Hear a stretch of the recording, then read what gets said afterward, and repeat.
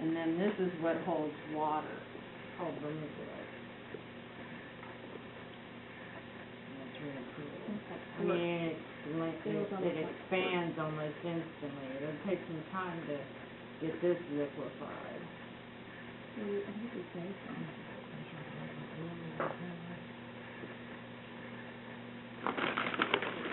Yeah, but it tells us it's a naturally occurring mineral mica that has been treated. Okay.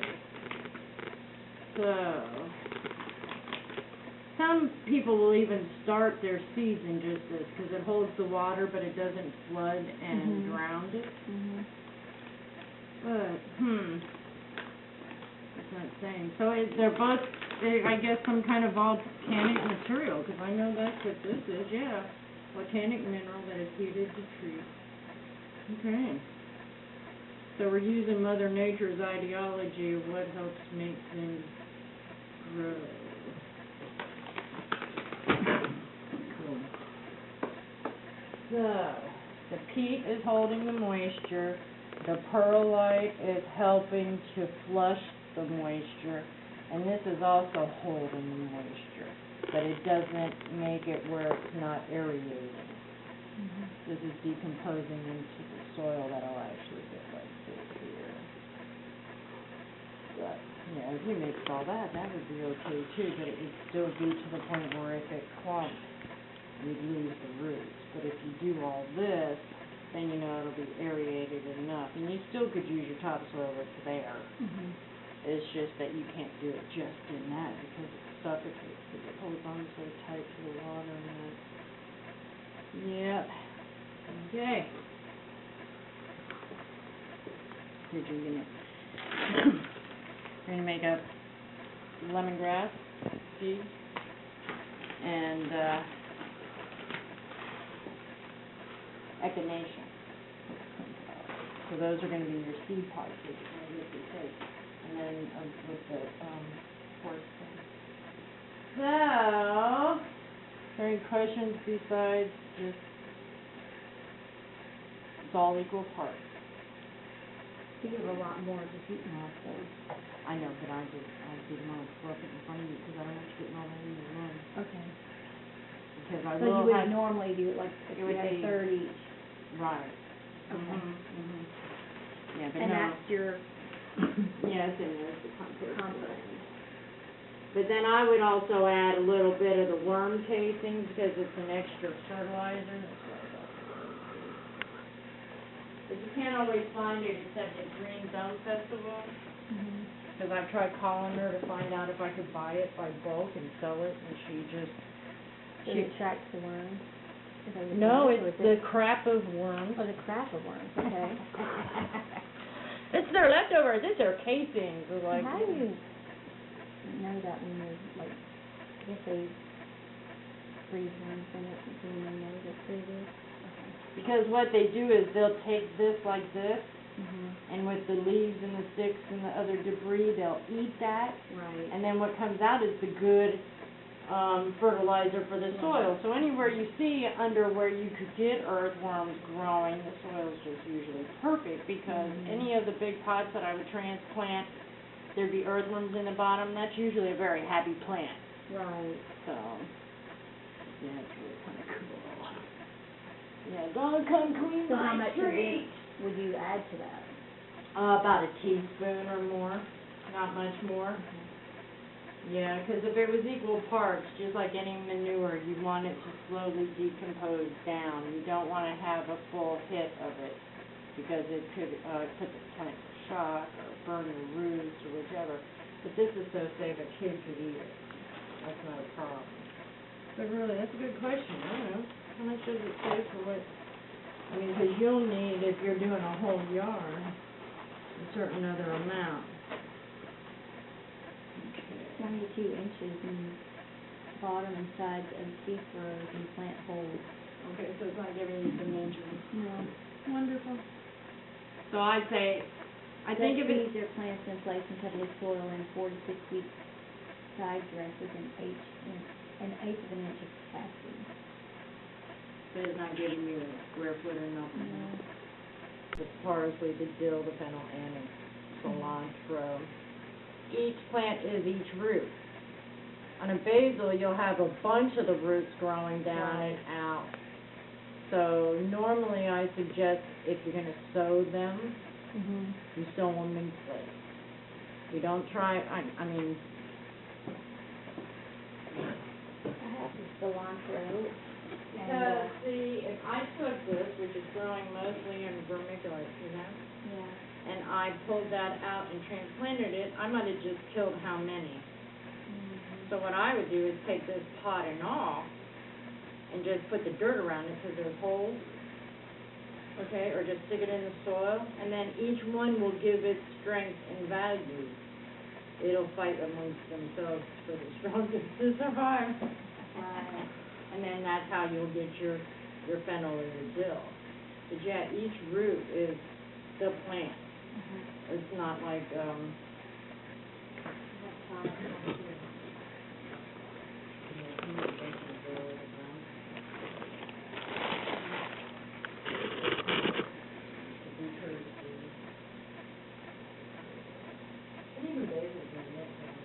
anything of this where it stems,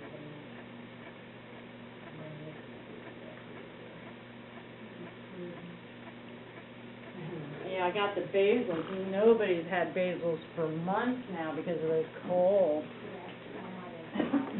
Well, I brought those so we can separate them. So all the soil we're making here, you're going to be using and taking. So those roots on the basil plant are more I'm going to together get at the to the bottom? basil plant. Right now we're doing, because you were talking roots. Yeah. We just did roots. Now tell me all the root plants.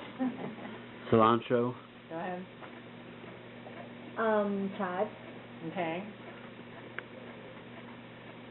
and parsley, dill, fennel, and I don't know these anise. And I say it's like, yeah, like a licorice flavor. right, you don't like licorice. Well, my grandma used to make hard candy, anise hard candy. But she would, just use like the oil or the flavoring that you buy that comes in a bottle. Well, because fishermen use the oil as a mosquito repellent. And I had a lecture at the old classroom over off 31st years ago. Nobody told me there were Bully Manor patients who were coming, which is a adult mental facility. Right. And this guy was sitting there. He seemed to, after every plant I went through, he had it strategically placed out on this piece of paper. I'm like going, and he starts doing one of these. Now I know when I rock, it's because I've rocked my whole life. But when you see somebody who's just doing it and they're just so enthralled, I'm like, oh no. And I said, what's the matter? He said, oh, it's measure-wear. I'm like, so I went and got the anise oil and said to him, would you smell this? He centered and no thing came out of it. So I swear by the herbs. I live with them because they are a part of a lot that we just don't know about. Yeah. I don't want you getting it near you. It's not good to read. But yeah, you'll have to show them. This is what it should look like to grow. He won't believe me till he sees it. Pardon me? He won't believe me till he sees it. Well, yeah. I don't think my bags are big enough here. Yeah, it's amazing. I used to sit and make this by the big old bucket for big man, this big. I had to buy it by the big. Well, I don't know if there's much room in there, but you can shake, rattle, and roll this. Some you can go up and root up to here, but mostly you can't. That soil line is where it should be at, never always above, because that will rot the root. Okay. Put some of your soil in there and have horsetail, shade grass. I'm giving you a couple more pieces, but I really want to get grass. Should I make it like half full, 3/4 full, or? I'll show you.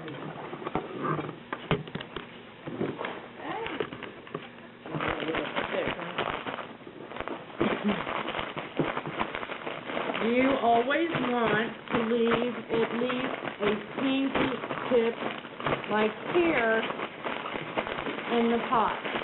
Because when you water, it'll fill up to where it needs to go and then go down. If you filled it up any more past, you did it.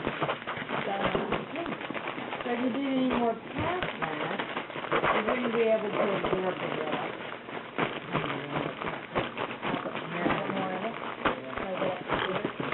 Well, because as we wet it, it'll actually go up and go back down. You can right now, not much more than that. Not much more than a half an inch, because it'll fill up with the water and then drain. Now, the one that Jacob has, there's extra root, right? Didn't I do one with extra root? Or do this one? Check this one. Now, see, we can just stick this in there, and then you can put the soil around it. So, depending on what it is, but you still want to leave a little bit of the extra on the top so the water can drain down. And then you can tap it down because then that'll help. That's a runner. Oh, okay. But see, we also are going to, if I can find them. Hold on to the top. Now what I'm doing is not gonna hurt it. Keep that here. That is going to send information to the roots to grow. Because the more you trim on top, the more the energies will go into the roots, which will create double growth on top. So every time you cut, it's going to make the plant grow hardier and stronger. Is there a specific place where you should cut, or does it matter? Right at these, it doesn't matter. Okay. As long as it's within a node, because you're not going to go anywhere else. And at the top might turn brown and die out, but the rest will be growing, and then it's going to start growing. Well, not this guy, because that's my passion vine part. But see how those look? Yeah. Because you could even lay that down on some dirt anyway. And It'll start start to shooting come out out. roots from the node. Okay. Okay. This won't dry out as fast as the terracotta, because this is just a lot more looser with it. No, this is tight, this is loose, and the materials that it's made from. So this will hold the water just a little extra Unless you use longer. the terracotta, so you gotta water it every day. Well, but if it's a plant that doesn't drink a lot, yeah. it's good. Okay. But if it's a plant that drinks a lot, like a basil or like pineapple sage, or the ones that really like the water, you want to maybe put the plastic. So it just depends. But see, if you're doing a big box, put some thirsty ones here, some dry ones here, because they'll adequate themselves to take what they need and not need. So they share really well, actually. They don't have problems sharing. I have one that has rosemary and chives and parsley. It did have some dill in it, but my dill died. Not good news. Because that's part of the class. But, see, there's a different way to pot update it. That's why I had to get the base on. Because most of the things like this and the sage and the chives, they're constantly I've had the same. growing Yeah. from the root base. And you don't want to really cover that up. But that doesn't mean we can't take a cutting, which we're going to do too, take a cutting and root it. Okay. So you can put some soil in it too. And you can, and I have. So I don't go by rules, I'm just telling you like what the conditions are. And if one is staying wet longer when you think it shouldn't, put more sun to it. Because it is just all a balance of sun, air, water, and then the food. So depending on the kind of plant or the I don't pot. know is which one drinks more water. I don't know that. It's just by watching. Basils will because they're fast, they're annuals, they're going to come up like this, grow, and then go away, because that's an annual. Right. A perennial will be a little medium. But like if you cut that, is gonna soak up the water. Right. So depending on how and what you're using, what time of day, et cetera, so a lot of that just occurs to what kind, it's taken me years to figure out what the plants and how much and that, but it's all trial and error, because see, I'll be able to grow stuff, you won't be able to grow, but you'll grow stuff I can't grow. Mm-hmm. And it's just because that's the way things are. Even if the elements are all the same, that's just the way gardening is. But this is as organic as you can really have it, even though I still be cautious about people saying what's organic or not. And you're each gonna have some basil, boy, Jacob, you're gonna have fun trying to get this stuff home on this way. I have my milk crates that I can put some stuff in there. You're gonna either do another one with that, or you can take that apart and put them both in. Well, that's just the oldness, because you haven't been trimming. They did this, the way they grow the thyme is the concrete blocks, and you have this much space, and the thyme is doing all that to make the cushion in between the bricks. So that's the way the thyme plant lives. But the more you trim, the more compact, the more you're going to get what you're thinking you want it to look like. Right. Is there any way to fix it now? Is it kind of like that without overcutting You could it? trim back, but don't trim back over half. Okay. Never trim back over half, because it has to have that already existing piece to stimulate it to keep growing. So, Okay. all right. That's very much. I love thyme. It's one of your best antiviral, antifungals you can use on this planet. Is in that either, and within 3 days it'll be drying up the package and put away. So it depends on how you really, that's another class. My mom has one of those fruit dryers. Right, you can do it in there, and it might, for it to come up, because see, it's already starting to divide itself, even though it might have been cut. I didn't cut it. Is that a different type of sage? No, this is lavender. Oh, okay. No, this one's lavender. And this one will get, most of your plants will get at least, except for maybe the mint because it's a ground cover, and the sage stays kind of small. But most of these plants will actually get to about 2 foot tall and about 2 to 3 feet around. That's so huge. Even with the even with the dill, the fennel. My dill got huge. But So, it don't only last, like, doesn't... that's fine. No. I'm gonna tap this one down. Right. Yeah, these are from Vermont. From my buddy Alan. You know my buddy Alan with the silver jewelry out there. Yep. They look like they're all going towards the center rather than... Well, once you water it, it's going to change it anyway, so don't worry about it. Just, that's the only one I tapped down, or all of them? Oh, it wouldn't hurt for all of them. It'll keep it secure. But I have good brown bags, so you'll be safe taking all your babies in that. Either, and within 3 days it'll be drying up the package and put away.